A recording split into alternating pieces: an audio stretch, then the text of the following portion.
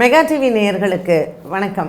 பெண்கள்.com நிகழ்ச்சியில் சுபகிரகம் பகுதியில் அனைவரையும் சந்திக்கிறதுல மிகவும் மகிழ்ச்சி. இன்றைக்கி நம்ம இந்த ஆவணி மாதத்தில், இப்போ ஆவணி மாதம் பிறந்திருக்கு, இந்த ஆவணி மாதத்தில் ஒவ்வொரு ராசிக்காரர்களும் என்ன ஆலய வழிபாடுகள் செய்யலாம், இந்த மாதத்தில் வரக்கூடிய சிறப்பு நாட்களில் என்ன மாதிரியான பரிகாரங்கள் செய்தால் இந்த மாதம் நமக்கு நல்லா இருக்கும் அப்படிங்கிறதான். இது ராசி பலன் அப்படிங்கிறத விட நமக்கு இந்த மாதத்தில் இப்போ உடல் ஆரோக்கியம் நல்லா இல்லையா, இல்லை என்ன மாதிரியான விஷயங்கள்லாம் நம்ம கவனமாக இருக்கணும் ஒவ்வொரு ராசிக்காரர்கள், இதை தான் நம்ம இன்றைக்கி பார்க்க போகிறோம். இப்போ மேஷ ராசி எடுத்துக்கிட்டிங்கன்னா, சூரியன் ஆவணி மாதம் மேஷ ராசிக்காரர்களுக்கு 5ஆம் இடத்துல சஞ்சாரம் செய்கிறார். ஸோ சூரியன், கேது, புதன் 3 பேரும் இருக்காங்க. அப்புறம் புதன் மாறுறாரு. புதன் 5ஆம் இடத்துல உச்சபலம் பெற்றிருக்கிறாரு. இப்போ நீச்சமாக இருக்கக்கூடிய சுக்கிரன் நமக்கு 7ஆம் இடத்திற்கு மாறார். இந்த ஆவணி மாதம் மேஷராசிக்காரர்கள் திருமண விஷயங்களுக்கு ஜாதகம் எடுக்கிறது, இல்லை நீங்கள் ஏதாவது பேசி முடிக்கிறது, இந்த மாதிரியான விஷயங்கள்லாம் தாராளமாக நீங்கள் பண்ணலாம். ஏன்னா 7ஆம் இடத்துல சுக்கிரன் அவர் சொந்த வீட்டில் இருக்கிறது உங்களுக்கு ஒரு மிகப்பெரிய பலம்.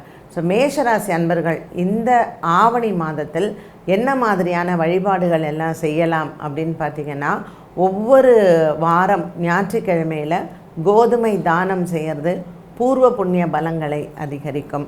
7.5 சனியில் இருக்கக்கூடிய மேஷராசி அன்பர்கள் ஞாயிற்றுக்கிழமை கோதுமை தானம் செய்து சூரியனுக்கு தீபம் ஏற்றி விநாயகரை வழிபாடு செய்யலாம். ரிஷபராசி நேயர்கள் இவங்களுக்கு பார்த்திங்கன்னா, சுக்கிரன் 6ஆம் இடத்திற்கு வருவார் இந்த ஆவணி மாதத்தில். அதே மாதிரி 5ஆம் இடத்துல புதன் உச்சபலம் பெறார்.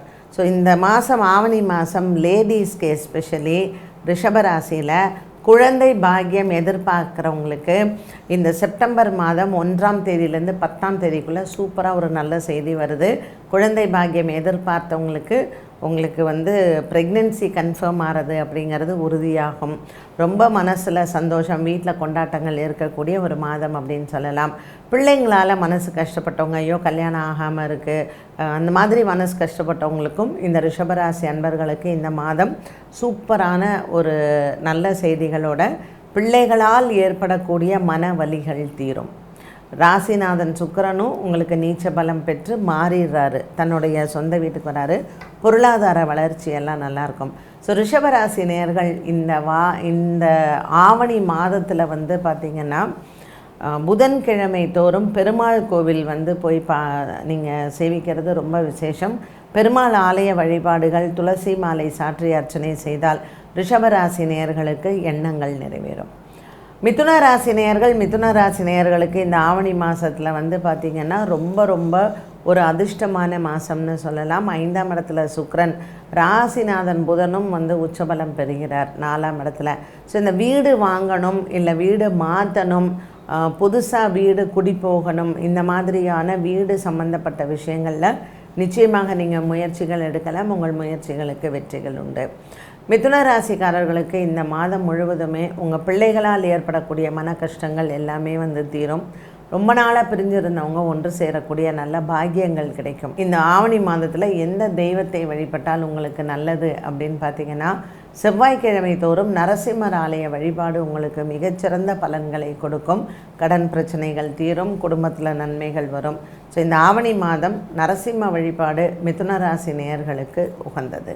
கடகராசி அன்பர்களுக்கு ஏன்னா சந்திரன் மாறிக்கிட்டே இருக்கார் இல்லையா, அதனால் கடகராசி நேயர்கள் இந்த ஆவணி மாதத்தில் பார்த்திங்கன்னா, குடும்பஸ்தானம் தனஸ்தானம்னு சொல்லக்கூடிய 2ஆம் இடத்தில் சூரியன், கேது, புதன் இந்த கிரக அமைப்புகள் இருக்கிறதுனால கடகராசி அன்பர்கள் கண்டிப்பாக விநாயகப் பெருமான் வழிபாட்டை நீங்கள் மிஸ் பண்ணவே கூடாது.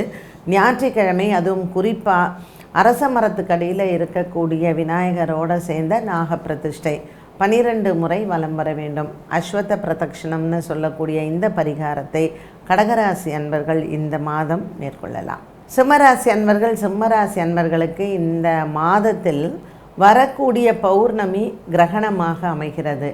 சந்திரன் கேத்துவுடன் கும்பத்திலையும், சூரியன் புதன் ராசியிலையும் அமர்ந்திருக்கிறாங்க. அதனால் இந்த சிம்மராசி அன்பர்கள் இந்த மாதம் முழுவதுமே சர்ப்பம் சார்ந்த ஆலயங்கள் வழிபாட்டை செய்கிறது ரொம்ப விசேஷமானது. புத பகவான் மாறிடுறாரு, அதுக்கப்புறம் சூரியன் கேத்து தான் ராசியில் இருக்காங்க. ஸோ சிம்மராசி அன்பர்கள் நாக பிரதிஷ்டை செய்த இடங்கள். இப்போ வந்து பார்த்திங்கன்னா சில மாரியம்மன் ஆலயங்களில் புத்து வந்து இருக்கும். அந்த மாதிரி புத்து இருக்கக்கூடிய ஆலய வழிபாட்டை நீங்கள் மேற்கொள்ளலாம். இல்லைன்னா நாக கன்னிகைகளையும் நாகாத்தம்மனையும் வழிபாடு செய்யலாம். சப்தகன்னி வழிபாடுகள் ரொம்ப விசேஷம். ஸோ இந்த ஞாயிற்றுக்கிழமைகளில் எல்லை தெய்வங்களை சென்று வழிபாடுகள் செய்யலாம். இது எல்லாமே சிம்மராசி அன்பர்களுக்கு வெற்றியை தரும். கன்னிராசி நேயர்களுக்கு ஒரு நல்ல மனதில் உறுதியுடன் இருக்கக்கூடிய ஒரு மாதம் அப்படின்னு சொல்லலாம். இந்த ஆவணி மாதம் சூரியன் 12ஆம் இடத்துல இருக்கார். அதனால் கன்னிராசி நேயர்களுக்கு வந்து பார்த்திங்கன்னா இந்த ஆவணி மாதம் தூக்கம் வந்து ரொம்ப குறைச்சலாக இருக்கும். ராசிநாதனும் கூடவே இருக்காரா கேதுவோட. அதனால் ஏதோ ஒரு மனக்கவலை, பண கஷ்டம், வீட்டில் பசங்க படிக்கலை, கணவன் மனைவி சண்டை, இந்த மாதிரி ஏதாவது ஒரு பிரச்சனையில் தூக்கம் இருக்காது.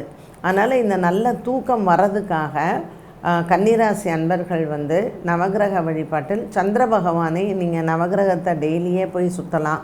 டெய்லி பண்ண முடியாதவங்க திங்கக்கிழமை நீங்கள் விடாத சந்திரனுக்கு வந்து வழிபாடு செய்யலாம்.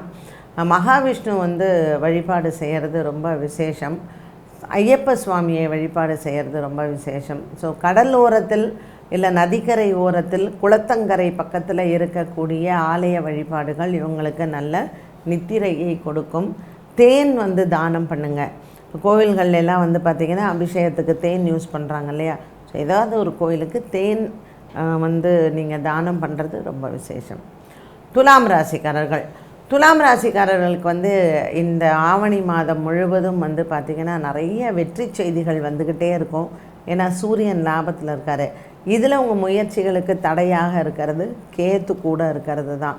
ஸோ துலாம் ராசி அன்பர்கள் இந்த ஆவணி மாதம் முழுவதுமே வந்து வெள்ளிக்கிழமைகளில் சுக்கிரவாரத்தில் நவகிரகத்தில் இருக்கக்கூடிய சுக்கிரனுக்கு விளக்கேற்றலாம். அப்படி இல்லைன்னா மகாலட்சுமி வழிபாடு ரொம்ப விசேஷம். ஸோ தாமரைப்பூ வாங்கி மகாலட்சுமி தாயாருக்கு அர்ச்சனை பண்ணுங்கள். எவ்ரி ஃப்ரைடே உங்கள் காரியங்கள் எல்லாமே வெற்றி அடையும். நெய் வந்து தானம் பண்ணலாம். நீங்கள் ஏதாவது ஒரு கோவிலுக்கு நெய் வந்து வெள்ளிக்கிழமையில் தானம் பண்ணுங்கள். உங்களுடைய காரிய தடங்கல்கள் வெற்றி அடையும். விருச்சிக ராசி நேயர்களுக்கு வந்து பார்த்திங்கன்னா இந்த ஆவணி மாதம் முழுவதுமே நல்லா தான் இருக்கும். ஆனால் எங்கேயோ ஒரு இடத்துல நமக்கு வந்து ஒரு ஸ்டக்கப்பாகி நிற்கிறோமே அப்படின்னு 10ஆம் இடத்துல சூரியன் கேது புதன். ஸோ ஆஃபீஸ்லலாம் வந்து பார்த்திங்கன்னா ரொம்ப உங்கள் பாஸோட எப்போ பாரு சண்டை வர்றது, ஏதாவது ஒரு காரணத்துக்காக நமக்கு எரிச்சல் கோபம்லாம் வரும். ஏன்னா 8ஆம் இடத்துல செவ்வாய் இருக்கார். சூரியன் கேது நமக்கு 10ல் இருக்காங்க. 12ஆம் இடத்துல வேறு சுக்கிரன் வந்துடுறாங்க. நிறைய செலவு இருக்குங்க. அதனால் விருச்சிக ராசிக்காரர்கள் நீங்கள் இந்த மாதம் பணம் சேர்த்து வைக்கிறது உங்களுக்கு நல்லது. செலவு பண்ணிடாதீங்க. விருச்சிக ராசிக்காரர்களுக்கு கொஞ்சம் மன வருத்தங்கள் எல்லாம் இருக்கும். ஸோ நீங்கள் செவ்வாய்க்கிழமை தோறும் முருகன் வழிபாடு உங்களுக்கு ரொம்ப சிறந்தது. வள்ளி தெய்வானையுடன் இருக்கக்கூடிய முருகப்பெருமானை செவ்வாய்க்கிழமையில் மாலை சாத்தி அர்ச்சனை பண்ணுங்கள். ரொம்ப மனசுக்கு இதமாக இருக்கும். தனுசு ராசிக்காரர்களுக்கு வந்து பார்த்திங்கன்னா அப்பாவுடைய உடல் ஆரோக்கியத்தில் கவனமாக இருக்கணும். ஏன்னா சூரியன் கேத்துவோடு இருக்கார் இல்லையா. அம்மாவுக்கும் கொஞ்சம் உடல் ஆரோக்கிய குறைபாடுகள் இருக்கும். பட் தகப்பனுக்கு வந்து உடல் ஆரோக்கிய குறைபாடுகள் இருக்கும். ஞாயிற்றுக்கிழமை கண்டிப்பாக ஒரு 11 பேருக்கு அன்னதானம் பண்ணுங்கள். ஒவ்வொரு ஞாயிற்றுக்கிழமையும் தனுசு ராசிக்காரர்கள். இப்போ கிரகநிலைகள் யாருக்கு சரியில்லை அப்படின்னா தனுசு ராசிக்காரர்களுக்கு தான் நல்லா இல்லை. ஏன்னா 7ல் செவ்வாய், 8ல் குரு, 9ல் வந்து சூரியன் கேத்து, 10ஆம் இடத்துல வந்து உங்களுக்கு சுக்கிரன் நீச்சமாக இருந்தார். அதுக்கப்புறம் சுக்கிரன் மாறார். 10ல் வந்து புதன் வந்துடுறார். ஸோ 4ல் வந்து சனி பகவான் இருக்கார். கொஞ்சம் நமக்கு நவகிரக வழிபாடுகள் கண்டிப்பாக தேவை. தனுசு ராசிக்காரர்கள் வியாழக்கிழமை தோறும் கருட பகவானை வணங்கினால் கிரகதோஷங்கள் தீரும். மகர ராசிக்காரர்களுக்கு வந்து பார்த்திங்கன்னா இந்த மாதம் ஃபுல்லாகவே 8ஆம் இடத்துல சூரியன் கேத்துவோடு இருக்கார். ரொம்ப மோசமான பீரியட் அப்படின்னு இல்லை. மருத்துவ செலவுகள் வரக்கூடிய மாதம். மகர ராசிக்காரர்களுக்கு உடல் உஷ்ணம் வந்து அதிகமாகும். அதனால் கோவில்களுக்கு பால், இளநீர், பன்னீர், சந்தனம், அதே மாதிரி ஆஞ்சநேயர் கோயிலுக்கு இது கொடுக்கறது ரொம்ப விசேஷம். அபிஷேக பொருட்களை தானம் செய்வது. ஆவணி மாதத்தில் 2 பிரதோஷம் வரும் இல்லையா. இந்த 2 பிரதோஷத்துலேயும் சிவபெருமான் கோவிலுக்கும் சரி நரசிம்மருக்கும் சரி அபிஷேக பொருட்களை தானமாக கொடுக்கலாம். மகர ராசிக்காரர்களுக்கு இந்த மாதம் முழுவதுமே ஒரு மனசில் நல்ல நிம்மதி சந்தோஷம் கிடைக்கும். கும்பராசிக்காரர்களுக்கு வந்து பார்த்திங்கன்னா இந்த ஆவணி மாதத்தில் நல்ல செய்திகள் நிறைய வரும். பிரிஞ்ச குடும்பங்கள் ஒன்று சேரலாம், பிரிஞ்ச கணவன் மனைவி ஒன்று சேரலாம். ஒரு மிகப்பெரிய ஒரு மனசில் தெம்பு, தைரியம், உற்சாகம் இது எல்லாமே கிடைக்கும். 7ஆம் இடத்துல சூரியன் கேதுவோட, 8ஆம் இடத்துல சுக்கிரன் நீச்சன், அதுக்கப்புறம் 8ஆம் இடத்துல புதன் வந்துடுறாரு, பாக்கியத்தில் சுக்கிரன் வந்துடுறாரு. இந்த பாக்கியத்தில் சுக்கிரன் செப்டம்பர் ஃபஸ்ட் வீக்கில் வந்ததுக்கப்புறம் ஒரு அட்டகாசமான டைமு இந்த ஆவணி மாதத்தில். ஸோ நீங்கள் இந்த கும்பராசிக்காரர்களுக்கு வந்து பார்த்திங்கன்னா பௌர்ணமி ஆகஸ்ட் 27 பௌர்ணமி வந்து கிரகண தோஷமாகவும் இருக்குது.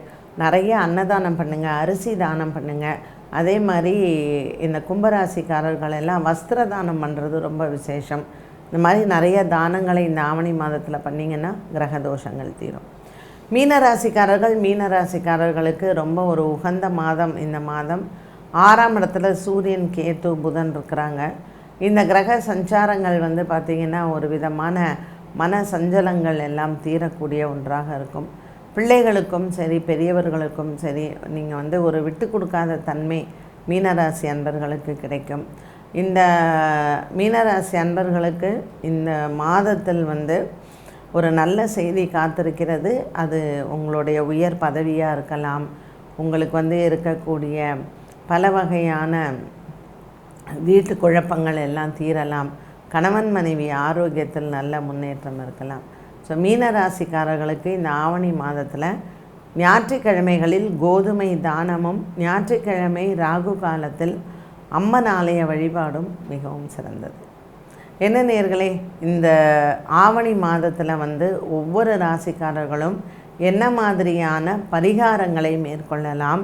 சூரியன் கேத்துவுடன் இருக்கக்கூடிய இந்த ஆவணி மாதத்தில் 12 ராசிக்காரர்களுக்கும் ஏதாவது ஒரு விதத்தில் உடல் ஆரோக்கிய குறைபாடுகள், மன ஆரோக்கிய குறைபாடுகள், இந்த மாதிரி ஏதாவது குறைபாடுகள் வரும். அது வராமல் இருக்கிறதுக்கு நம்ம என்ன பண்ணலாம் அப்படிங்கிறதான் இன்றைய நாளுக்கான பதிவில் நம்ம வந்து சொல்லியிருக்கோம். ஸோ ஒவ்வொரு ராசிக்காரர்களும் அந்த பரிகாரங்களை செய்யும் பொழுது ஓரளவுக்கு நம்ம வந்து கிரக தோஷங்கள் இல்லாமல் நம்ம வந்து இருக்கலாம். இது உங்களுக்கு இப்போ உங்கள் வீட்டிலே வந்து பார்த்திங்கன்னா ஒரு 4-5 ராசிக்காரர்கள் இருப்பாங்க. ஸோ எல்லாருக்கும் இந்த பதிவின் மூலமாக நிறைய பயன் இருக்கும் அப்படிங்கிறத நம்புகிறோம். மீண்டும் உங்களை சந்திக்கும் வரை நன்றி, வணக்கம்.